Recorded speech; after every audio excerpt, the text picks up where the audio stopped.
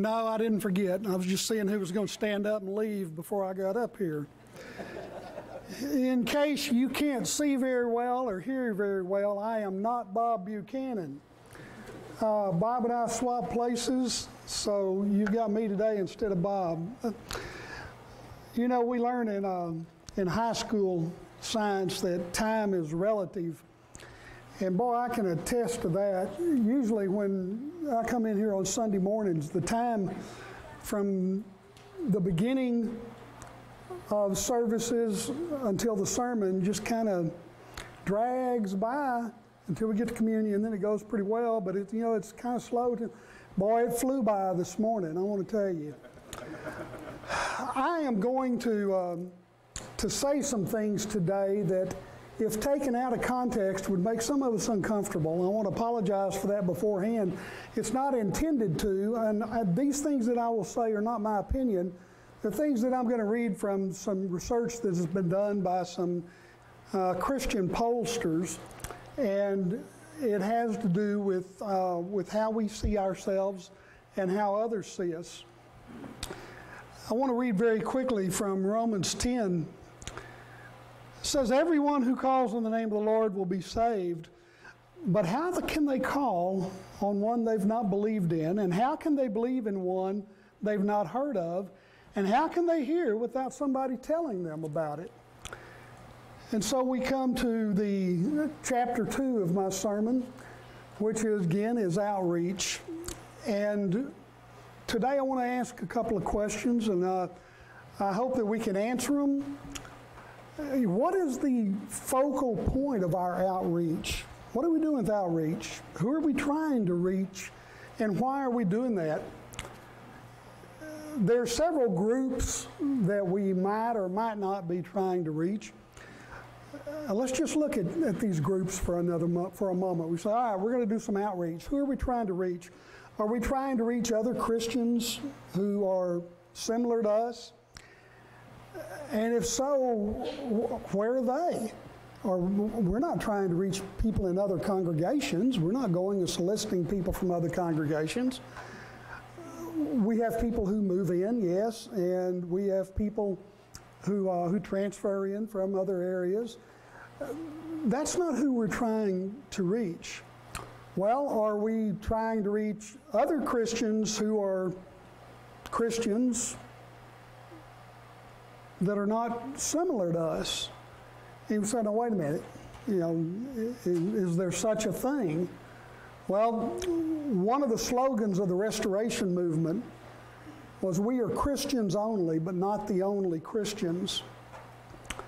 Well, now we start getting into issues here. We start getting into matters of opinion. And so we have to ask ourselves, does the attitude that we give imply that we think that we are the only Christians? Or does it imply that we're not, that there is an openness, a possibility that there are other Christians out there who are not already a part of us? Are those people we're trying to reach? You're taught in your beginning psychology classes that there are 3 ways of looking at yourself. You see yourself as you see yourself. You see yourself as you think others see you. And then maybe you don't see yourself as others really see you. I might think that I am smart and good looking and slender. And I got to tell you, there are other people out there who don't see me that way. Because sometimes people just don't think about us the way that we think about ourselves. So we have to ask ourselves there, are we trying to reach other Christians who are not similar to us? Well, what about those people who claim to be Christians, but that's kind of questionable? People who would say yes if you ask them if they were a Christian, but they don't have any overt spiritual life. They don't go to church. They may or may not pray. You don't know because you can't hear their thoughts. What about people who are cultural Christians? You ask them and they say, yeah, I'm a Christian. And you go, well, why are you a Christian? They get thinking about it. Well, my mom was a Christian, my dad was a Christian. I guess, we've just always been Christians in my family. Are we trying to reach those people? So, you bet. Well, what about the popular term now for the unchurched? In 1992, 70% of the American public said that they attended a house of worship of some kind on a regular basis. Today, that number's fallen to 55%. One of the things that we've got to do in outreach, as a secondary aspect of outreach, first thing obviously is teaching people about Jesus. Secondary thing is to teach people that there is a better way in belonging to a community of faith than in worshiping alone or not worshiping at all. And then we have to prove that true in our own congregation and in our own community. Well, similar to what we were talking about above, there are people who have God questions, but they aren't seeking the answer to those questions in an atmosphere of organized religion. Maybe they're suspicious of organized religions, and maybe they have cause, and maybe they don't have cause. All right, then, are we also trying to reach non-believers? Well, certainly we are. Atheists, those who don't believe at all. Agnostics, those who aren't sure about anything. The apathetic, those who not only aren't sure but don't care anyway. And the ignorant. Well, now let me ask you a question. Do you really think in today's society that there are people out there who are ignorant of Christianity and of the Bible and of Jesus? You absolutely better believe it. The Barna Group is somebody I'll be referring to a couple of times today. It's a Christian polling group out of Georgia. They published a series of statistics recently, one which just grabbed me and amazed me. They divide people into several groups, several layers of dedication, if you want to put it that way, to Christianity. And they said among people who profess to be devout, worshiping Christians, only 17% could tell you what the Great Commission was. I thought, you got to be kidding me. I'm not a biblical scholar, but I know that. 17% of devout Christians don't know what the Great Commission is. All right, well, you say, well, wait a minute, I don't know what the Great Commission is. Well, that doesn't mean that you're not a devout Christian. It means that there are areas in your life that are still areas that you need education on. Are we trying to reach people like that? Absolutely we are. So basically we're trying to reach all of the above except those who are already members of the Lord's church somewhere else, attending somewhere else. So what's our attitude about all these people? We love them and we want them to be part of us. And so we got 3 questions about that. Do we? Do we love them? Do we want them to be part of us? I've talked before about the difference between loving somebody and liking somebody and how it's possible to do one and not the other. It's not desirable, but it's certainly possible. So do we like these people that we're trying to reach through our outreach? It's hard to like somebody if you don't know them a little bit. It's hard to know somebody if you don't spend a little bit of time with them. Do our actions with those people speak louder than our words? Do we glad hand them, tell them how great we are, how great it is they're here and how glad we are to see them, and then when they hit the door, we don't think about them again? What are the chances that somebody coming in to visit our congregation or any congregation is going to come in and sit down and be ignored, hear a nice sermon, get up and leave, and come back the next day? I'll tell you a couple of interesting stories. One of these I've probably told before, so if I have, bear with me. My wife, since she is retired, travels every other weekend. I think you know that. She's gone every other weekend to see our various children and grandchildren. One time a couple of years ago, she was gone for the weekend. I had time to kill. Well, you know, on Saturday morning, the Seventh-day Adventists meet. And I thought, I wonder what those people are like. There's a Seventh-day Adventist church right by my house. And I thought, okay, I got Saturday morning free. I'm going to go over here and see what these people are about. That's where I vote. So I went into the service. Beautiful building, nice place. Probably, if I were guessing, I'd say 200 to 250 people. And I walk in, and at that time, I guess even I'm an elderly single man, single in the sense that there was nobody with me that day. I walk in, I'm nicely dressed. I had a bath last night. I look good, I smell good, and if you talk to me, I sound good. Nobody talked to me. So I thought, well, that's not unusual because they were all talking to each other. That was great. So I sat down in a pew, about 2/3 of the way back. That's scriptural. And people sat on either side of me, and they had one of those stand up and shake hand things, and the guy next to me shook my hand, and the lady over here next to me shook my hand, and they were nice, and they smiled and said, thank you for being here. And after services were going, I thought, okay, I'm going to hang out in the foyer for a little bit. We're going to see how this goes. Nobody there spoke to me except the preacher. And he didn't speak to me until everybody was gone. He couldn't avoid it. Now, I'm sure there are great people in that congregation. I'm sure there are people there whose lives are dedicated to pursuing heaven. But if I were a legitimate visitor looking for a Seventh-day Adventist church to go to, that one bit the dust because nobody was reaching out to me. I gave them every opportunity, and there was nothing overtly offensive about me, and there was no reason that they shouldn't have reached out to me, and nobody did.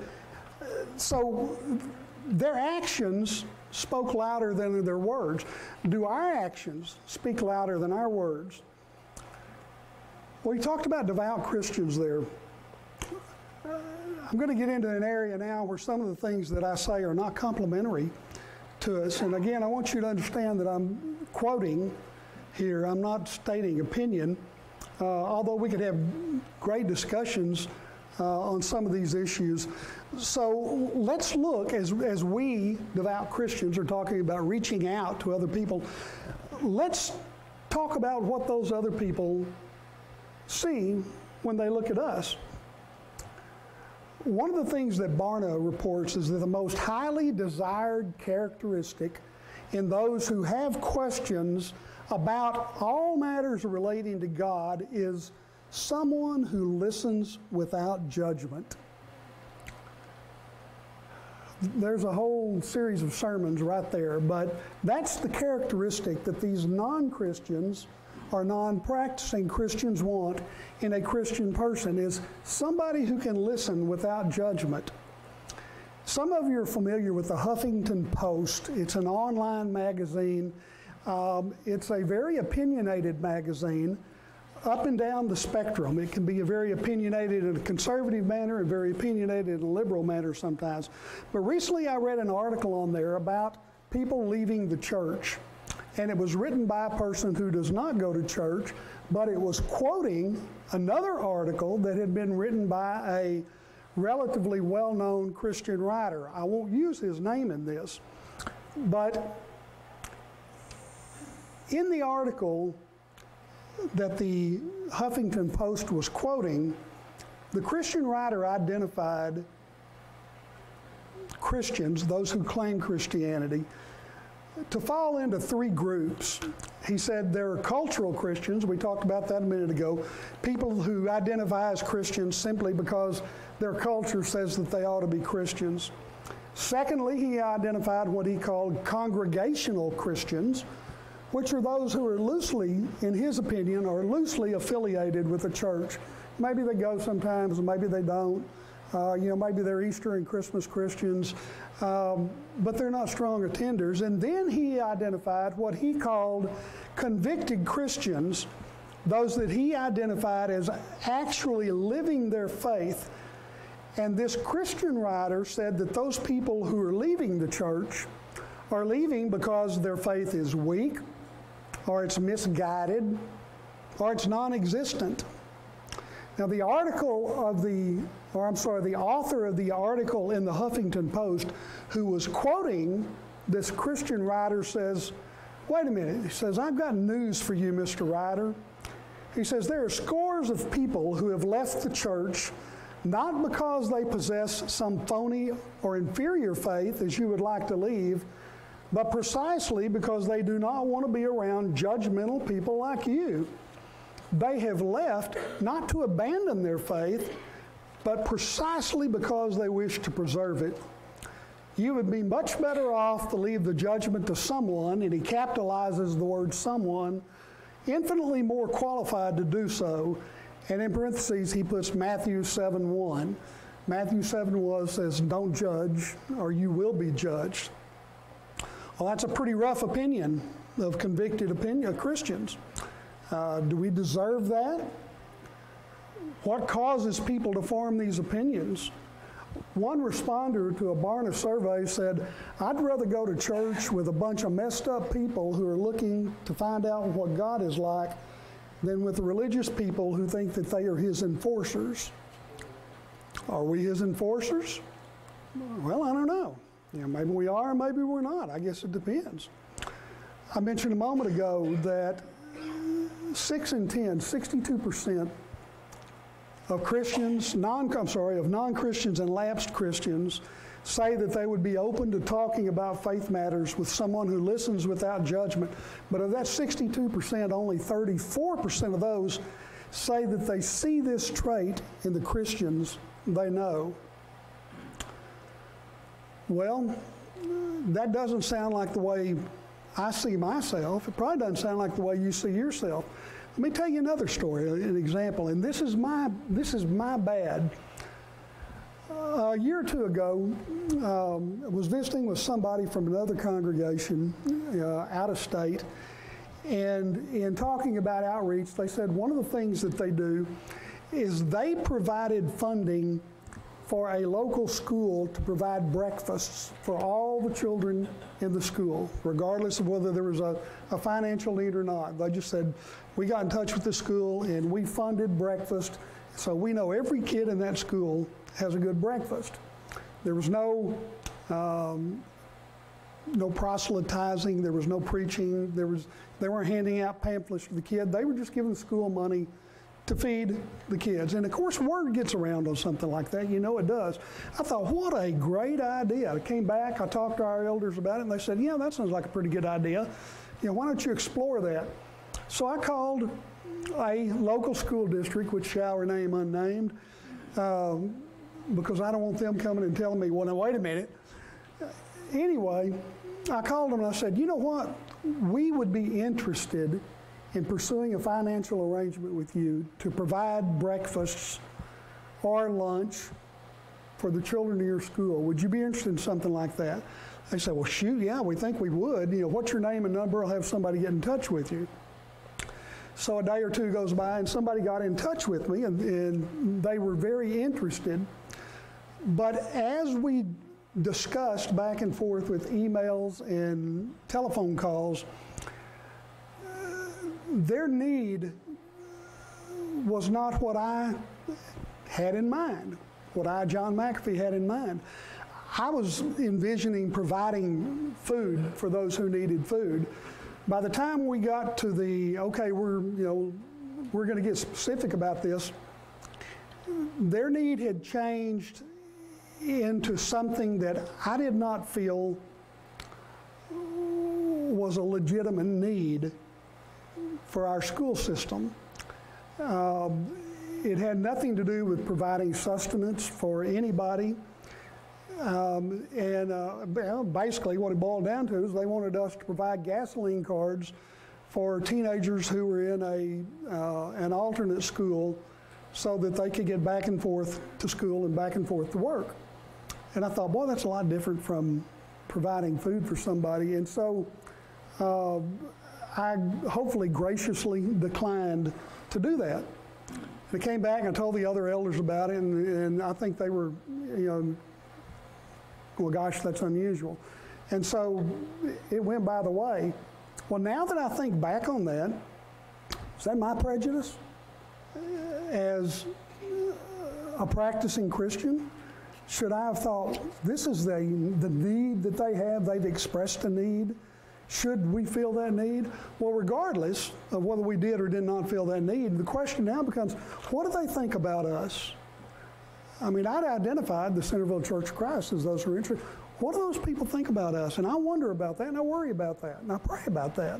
I think, Lord, did I do the right thing? Should I have gone to another school and offered to provide funding for food? I don't know. That concerns me. But obviously, I saw myself as a provider of opportunity. But the opportunity that was given me was not the opportunity that I had thought of originally. What does that say about me? I'm not sure. When we come together, when Christians everywhere come together, we talk in church talk. We talk about being born again. We talk about being washed in the blood of the Lamb. We talk about receiving the gift of the Holy Spirit. If you don't know what any of that is, how intimidated are you if you're sitting in a group of people and that conversation's going on? What if you came to my office and we started talking about water cement ratios and Coulomb limitations? You don't have any idea what I'm talking about, and you're probably not going to speak up, and you're probably not going to ask any questions because you don't want to look stupid. Do we make people feel that way when they're among us? Those are terms of endearment to us. We love and trust and believe in those terms.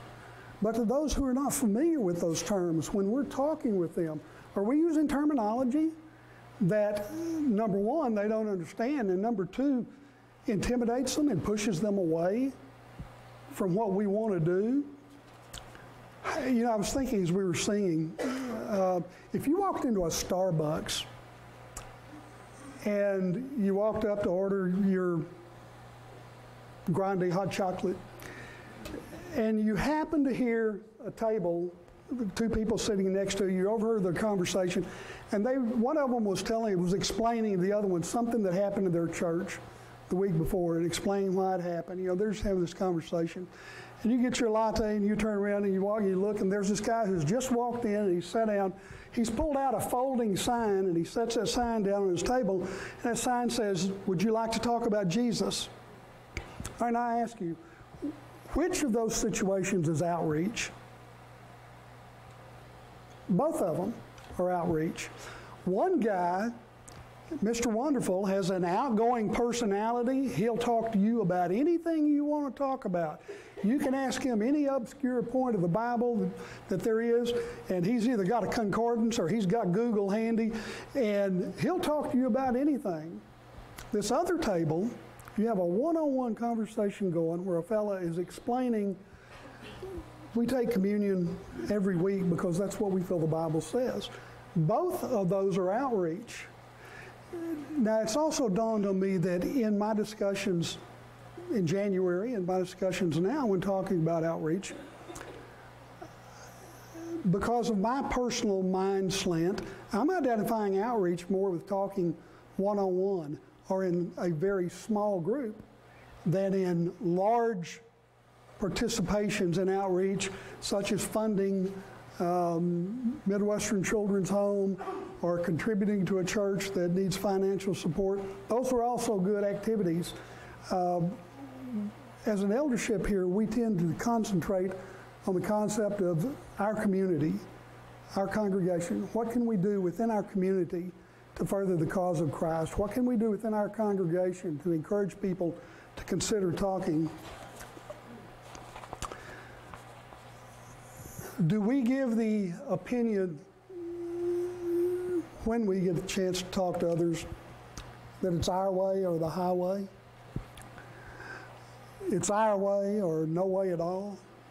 I want to read to you from Mark. This is from the 9th chapter of Mark. This is the Apostle John talking. He's talking to Christ. "Teacher," said John, "we saw someone driving out demons in your name, and we told him to stop because he was not one of us." "Do not stop him," Jesus said, "for no one who does a miracle in my name can in the next moment say anything bad about me. For whoever is not against us is for us. Truly I tell you, anyone who gives you a cup of water in my name, because you belong to the Messiah, will certainly not lose their reward. John and his brother James were called sons of what? Thunder, sons of thunder. Now, was that because of their gracious, cheerful, sympathetic personalities? No. Over in Luke, John is hacked at people in a Samaritan village because they didn't give Jesus the respect that he thought they ought to give Jesus. And he turned to Jesus and he said, "Do you want me to call down fire from heaven and take care of these slackers?" I'm paraphrasing. And James was much less, or much like him, just to a lesser degree that he wasn't named. It was a long time before the Apostle John became that apostle of love, as he's identified and as he refers to himself in the book of John. A lot of difference between being a son of thunder and an apostle of love. Same guy over a greater period of time.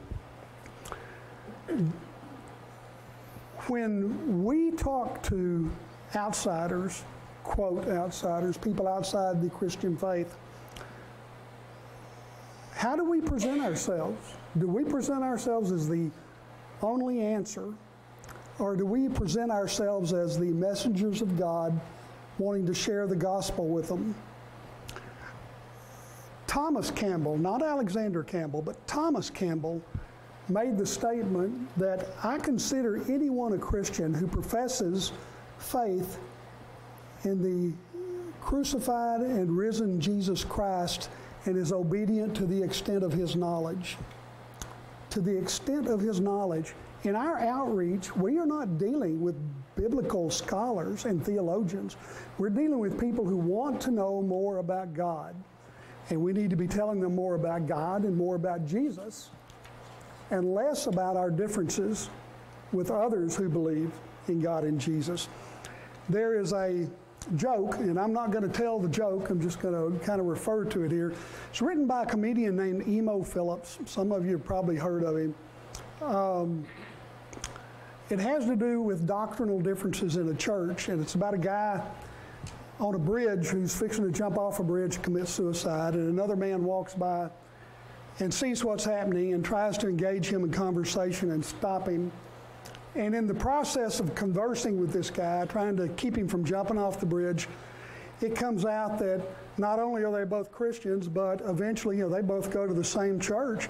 And once the fellow who's trying to talk the guy out of jumping says, "Oh, wow, do you believe this? Do you believe?" "Yes, I believe this." And he gets to a point, he says, "Well, do you believe?"